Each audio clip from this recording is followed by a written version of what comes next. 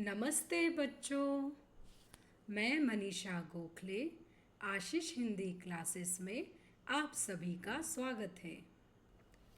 आज हम मुंशी प्रेमचंद के द्वारा लिखी गई कहानी बड़े भाई साहब का भाग 2 पढ़ेंगे।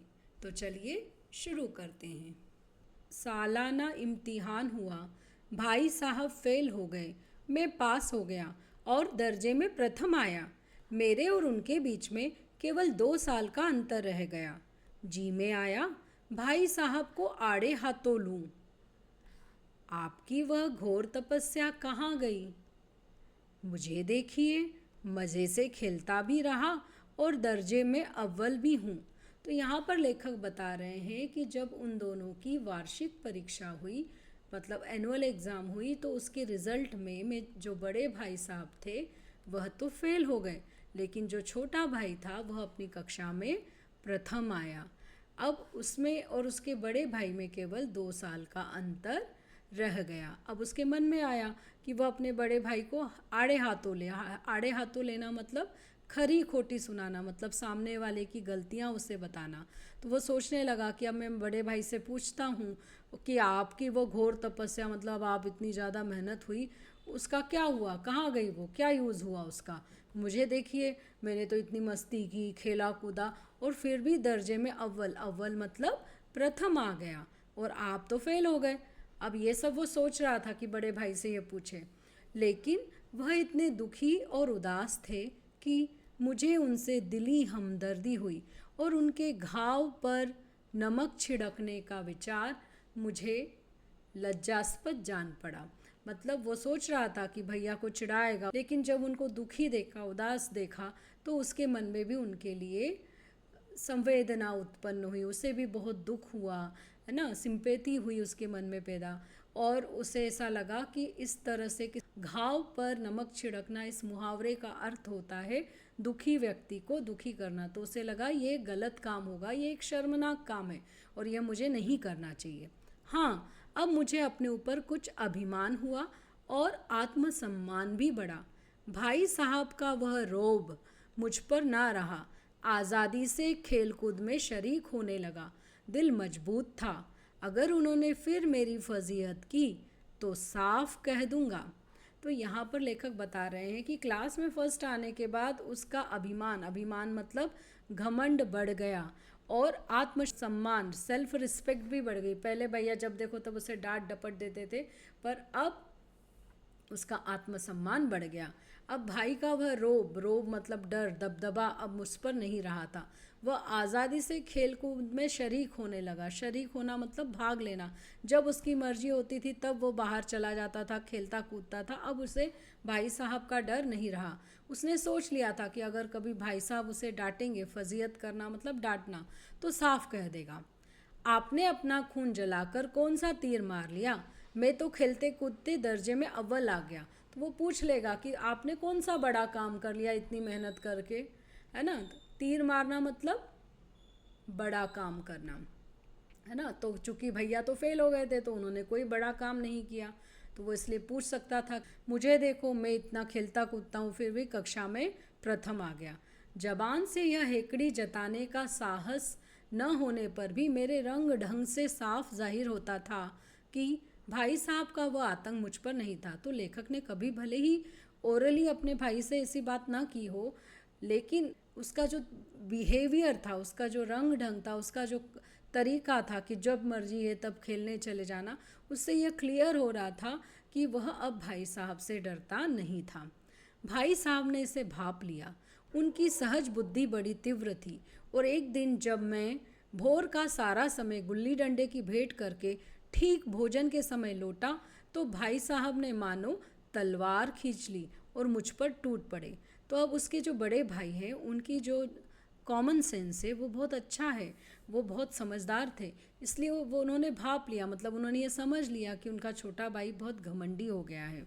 और इसलिए जब एक दिन उनका छोटा भाई पूरा समय गुल्ली डंडा खेलकर खाना खाने के समय हॉस्टल के कमरे में वापस लौटा, तो उन्होंने तलवार खींच ली, मतलब लड़ने के लिए तैयार हो गए, उसे डांटने के लिए तैयार हो गए। तलवार खींचना मतलब लड़ने के लिए तैयार हो जाना। और उस पर, अब यहाँ पर लड़ाई हाथों से नहीं हो रही थी, मुख से हो रही थी, है ना। तो वो उन्होंने उसको डांटना, उसको उपदेश देना शुरू कर दिया, उस पर टूट पड़े।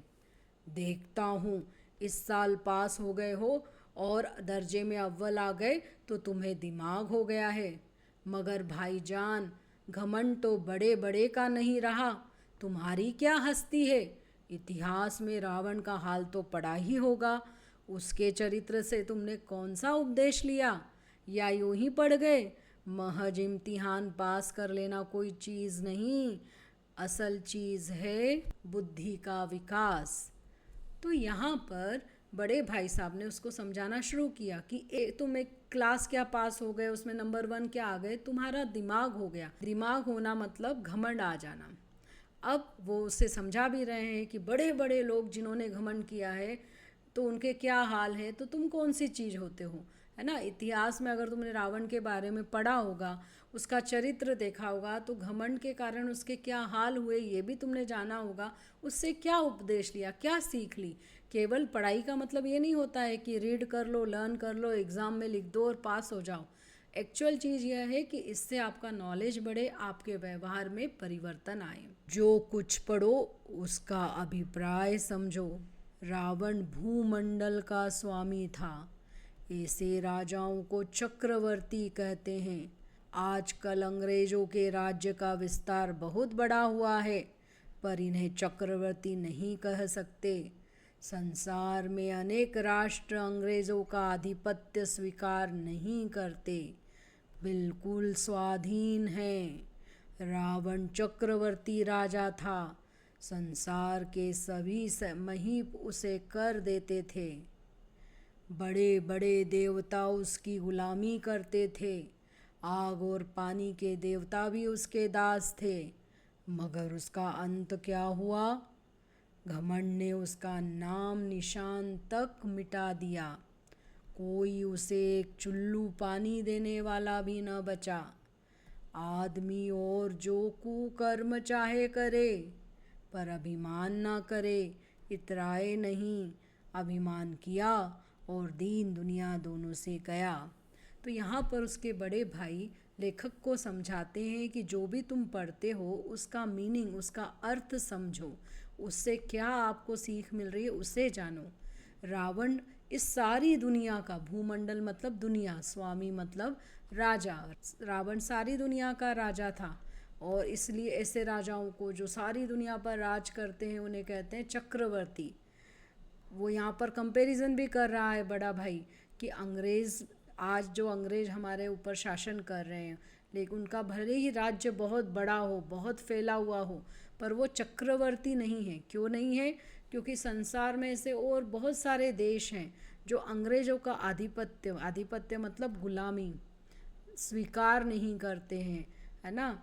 वो बिल्कुल स्वाधीन है। स्वाधीन मतलब स्वतंत्र हैं, वो इंडिपेंडेंट है। जबकि रावण को संसार के सारे महीप, महीप मतलब राजा, जितने भी राजा थे संसार में, वो सभी उसे टैक्स देते थे। कर मतलब टैक्स, चुंगी देते थे। बड़े बड़े देवता उनकी गुलामी करते थे, आग और पानी के देवता भी उनके गुलाम थे, दास थे। लेकिन अंत में क्या हुआ, चूँकि उसने घमंड किया तो उसका नामो निशान मिट गया, मतलब वह पूरी तरह से नष्ट हो गया।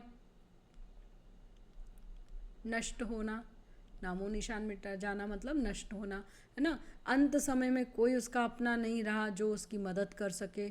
इसलिए जो बड़े भाई है वो उसके छोटे भाई को समझा रहे हैं कि कोई भी बुरा काम कर लो लेकिन घमंड मत करो, है ना। बुरे से भी बुरा काम है घमंड करना, अभिमान करना, खुद के ऊपर इतराना। क्योंकि जो घमंड करता है ना तो इस संसार में कोई उसका सम्मान करता है और ना ही संसार के बाहर कोई उसका सम्मान करता है।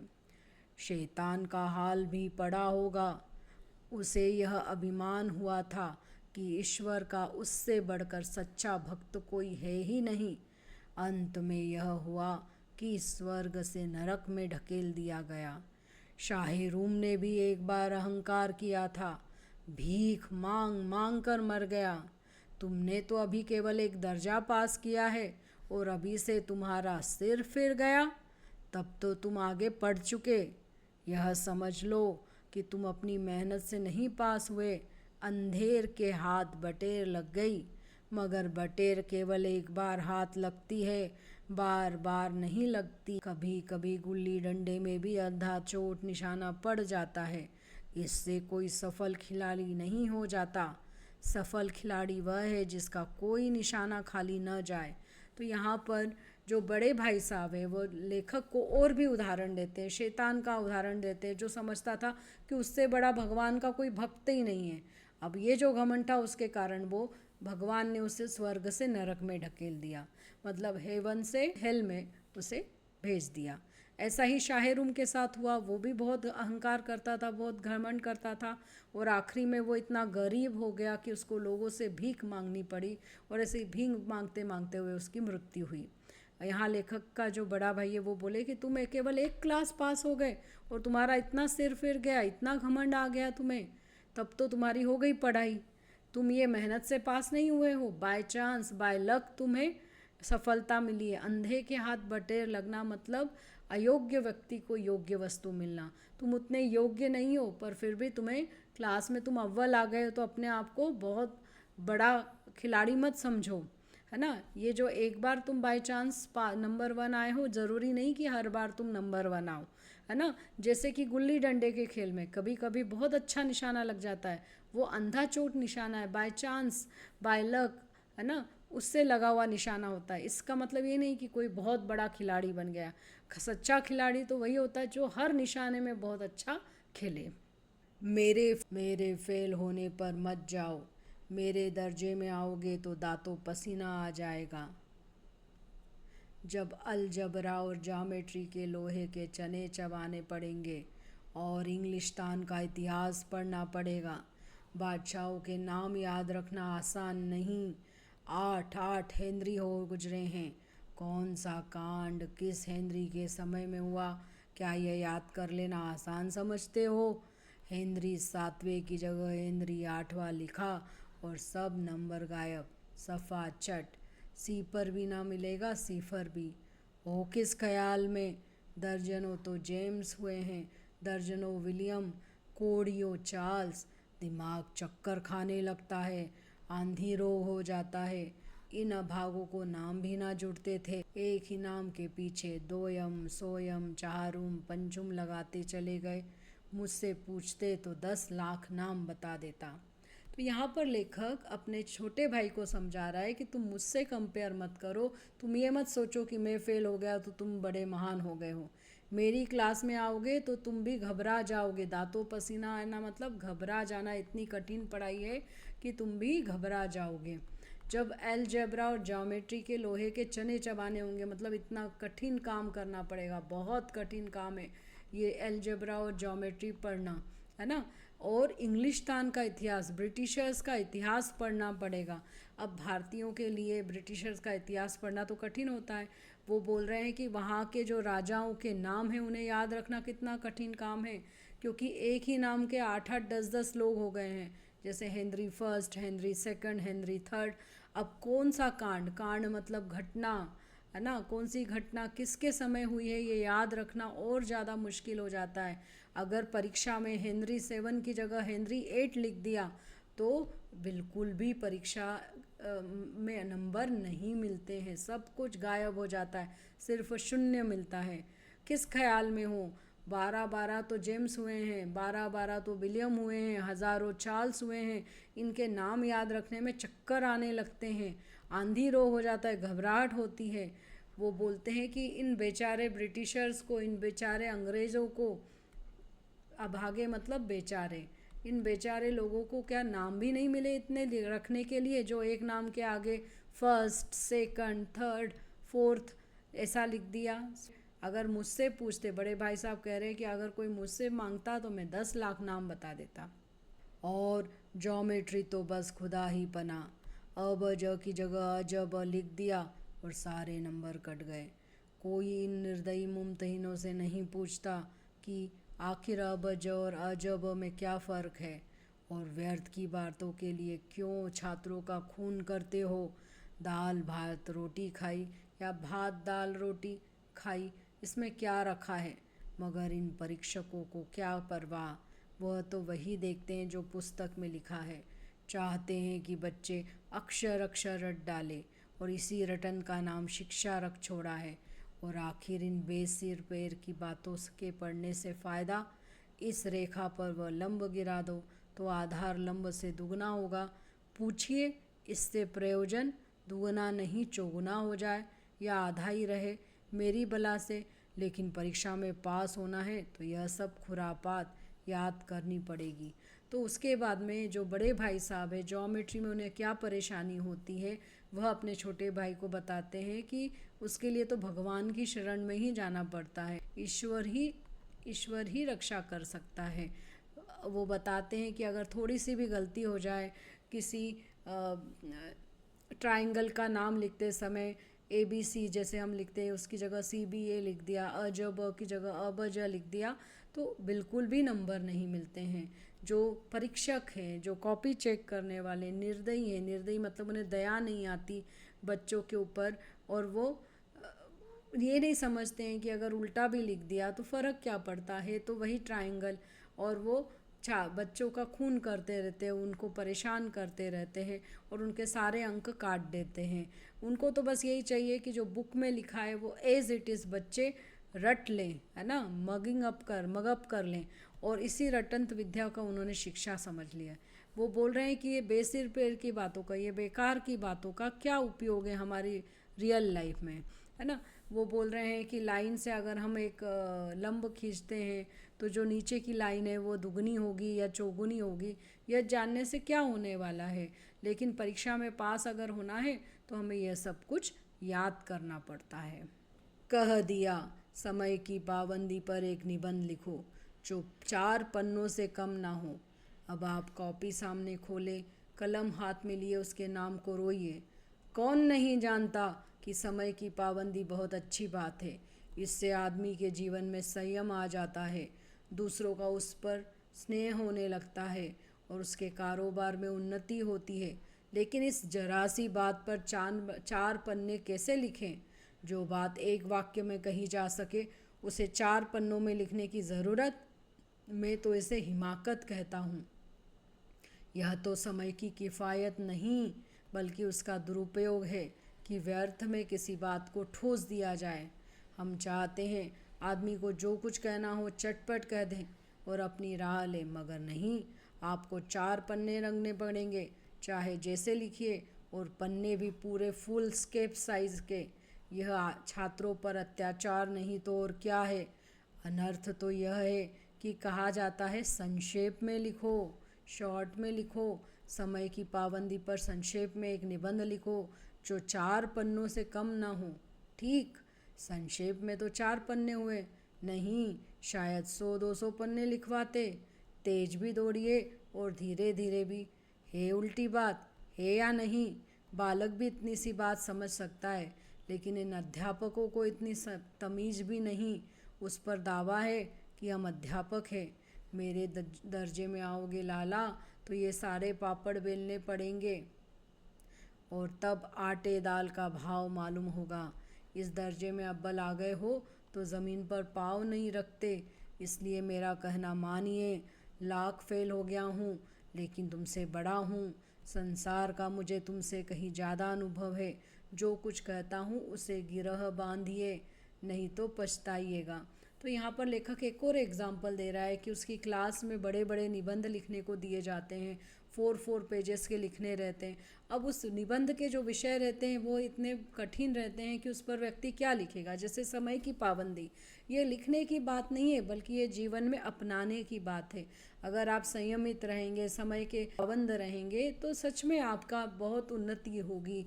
आप जो भी काम कर रहे हैं उसमें आपको सफलता मिलेगी। लेकिन ये छोटी सी बात को इतने 4 पन्नों तक फैला देना, उसको इतना डिस्क्राइब करके लिखना, इससे समय बर्बाद हो रहा है, इससे समय की बचत नहीं हो रही। किफ़ायत मतलब बचत, सेविंग, समय का दुरुपयोग हो रहा है। दुरुपयोग मतलब गलत उपयोग हो रहा है। और इस बेकार की बात में के लिए इतना समय क्यों बर्बाद करना, क्यों इतनी सारी बातें लिख देना है। जो कुछ कहना है फटाफट लिख दो और आगे बढ़ो। लेकिन 4 पन्ने लिखने होंगे वो भी पूरे फुल स्केप साइज़ के होना चाहिए, ये तो गलत है। और साथ ही उस प्रश्न में लिखा जाता है कि संक्षेप में लिखो। संक्षेप मतलब शॉर्ट में लिखो। तो ये तो दो कॉन्ट्राडिक्टरी बातें हो गई ना, दो विरोधी बातें हो गई कि इधर लिख रहे हैं कि शॉर्ट में लिखो, कम शब्दों में लिखो, और इधर बोल रहे हैं कि 4 पन्ने भरे होना चाहिए, है ना। पर अब कौन अध्यापकों से कह सकता है कि आपने ये क्या उल्टा पुल्टा लिख कर रखा है। वो तो अध्यापक हैं, और इसलिए वो अपने भाई को समझा रहा है कि देखो, तुम मेरी क्लास में आओगे तो तुम्हें ये सारी मेहनत करनी पड़ेगी, ये सारे प्रयत्न काम करने पड़ेंगे, बहुत काम करना, है ना। तब तब तुम्हें वास्तविकता का पता चलेगा कि सब कुछ कितना कठिन है। आते दाल का भाव मालूम करना मतलब वास्तविकता का पता चलना। केवल एक क्लास में तुम फर्स्ट आ गए हो तो तुम अपने आप को ज़मीन पर तुम्हारे पैर नहीं रखते, मतलब तुम इतने खुश हो गए हो और इतने घमंडी हो गए हो। मेरी बात मान लो, भले ही मैं फेल हुआ हूँ पर मैं तुमसे बड़ा हूँ, और मुझे इस संसार का तुमसे ज़्यादा अनुभव है, ज़्यादा एक्सपीरियंस है। तो मैं जो बोल रहा हूँ उसको अपने मन में गांठ बांध लो, याद रख लो, और कभी घमंड मत करो और मेहनत करो। स्कूल का समय निकट था, नहीं ईश्वर जाने यह उपदेश माला कब समाप्त होती। भोजन आज मुझे निस्वाद लग रहा था। जब यह पास होने पर यह तिरस्कार हो रहा है तो फेल हो जाने पर तो शायद प्राण ही ले लिए जाए। भाई साहब ने अपने दर्जे की पढ़ाई का जो भयंकर चित्र खींचा था उसने मुझे भयभीत कर दिया। स्कूल छोड़कर घर नहीं भागा, यही ताज्जुब है। लेकिन इतने तिरस्कार पर भी पुस्तकों में मेरी अरुचि ज्यों की त्यों बनी रही। खेल कूद का कोई अवसर हाथ से न जाने देता, पढ़ता भी मगर बहुत कम, बस इतना कि रोज़ टास्क पूरा हो जाए और दर्जे में जलील ना होना पड़े। अपने ऊपर जो विश्वास पैदा हुआ था वह लुप्त हो गया और फिर चोरों का सा जीवन कटने लगा। तो भाई साहब ये सब जब समझा रहे थे तभी स्कूल का टाइम हो गया था, इसलिए उन्होंने अपनी बात को वहीं ख़त्म कर दिया। उपदेश माला मतलब इतना लंबा जो लेक्चर चल रहा था वो स्टॉप हो गया। लेकिन उस कारण जो लेखक था उसको खाना बिल्कुल भी टेस्टी नहीं लग रहा था, बेकार लग रहा था, बिल्कुल उसका मूड ऑफ हो गया था। वो सोच रहा था पास होने पर भी भैया इतना डांट रहे हैं, इतना इंसल्ट कर रहे हैं, अगर फेल हो जाता तो मेरी तो जान ही ले लेते। और साथ ही साथ उसको अब डर भी लगने लग गया था कि 9th ग्रेड की पढ़ाई तो बहुत ही भयानक रहेगी। बस ये था कि इतना डर लगने पर भी वो अपने गांव वापस नहीं लौटा था, ये आश्चर्य की बात थी। और इतना डांटने के बावजूद भी उसकी जो बुक्स के प्रति उसका जो अरुचि थी, इंटरेस्ट नहीं था, वो वैसा का वैसा ही बना था। वो अब भी जब भी मौका मिलता था वो खेलने निकल जाता था। हाँ, पढ़ता था पर थोड़ा बहुत ही पढ़ता था। बस ये था कि स्कूल में से जो भी होमवर्क मिलता था वो उसे पूरा कर लेता था ताकि क्लास में उसको जलील ना होना पड़े, उसका अपमान ना हो बच्चों के सामने। पर बस ये है कि जो उसमें सेल्फ कॉन्फिडेंस आया था, जो घमंड आया था, वो वापस चला गया था। अब वो यही है कि छुप छुप कर खेलने जाता था। अब मैं आपसे इस भाग में आए कुछ मुहावरों के अर्थ पूछूंगी, उनके उत्तर आप कमेंट में लिखिएगा। पहला है आड़े हाथों लेना।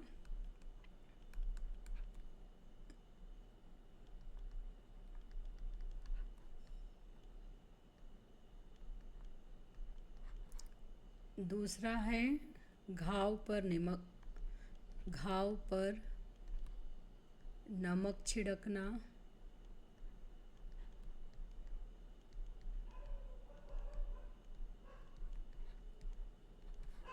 तीसरा है तीर मारना।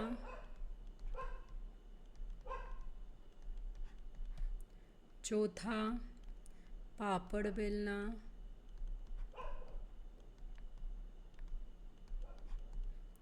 पांचवा आटे दाल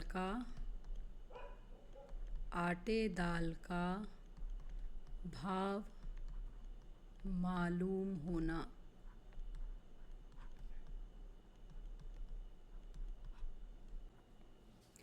कहानी के अगले भाग में फिर मिलेंगे, तब तक के लिए धन्यवाद।